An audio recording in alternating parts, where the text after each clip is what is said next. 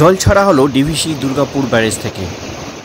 DVC Durgapur barrage থেকে প্রায় 1,50,000 cusec জল ছাড়া হলো। আশঙ্কা করা হচ্ছে বন্যা পরিস্থিতিরও, সেদিকেই নজর রেখেছে প্রশাসন। ঝাড়খণ্ডের অতি বৃষ্টিপাতের ফলে মাইথন এবং পাঞ্চেত থেকে জল ছাড়ার পরিমাণও বেড়ে গেছে। যে জল দামোদরের দুর্গাপুর ব্যারেজে এসে পড়বে আজ রাত্রি 8:30 নাগাদ, আর তার ফলে দামোদরের দুর্গাপুর ব্যারেজ থেকেও জল ছাড়ার পরিমাণও বাড়তে থাকবে। দামোদরের আশেপাশের নিকটবর্তী অঞ্চলে বন্যা হওয়ার সম্ভাবনা আছে বলেই মনে করা হচ্ছে।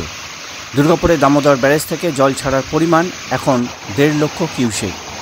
পশ্চিম বর্ধমান, বাঁকুড়া, পূর্ব বর্ধমান, হুগলি, হাওড়া যে সমস্ত অঞ্চলে দামোদরের ধারে সেই জায়গাগুলোতে সতর্কবার্তা দেওয়া হয়েছে বলেও জানান সেচ দপ্তরের এক্সিকিউটিভ ইঞ্জিনিয়ার সঞ্জয় মজুমদার।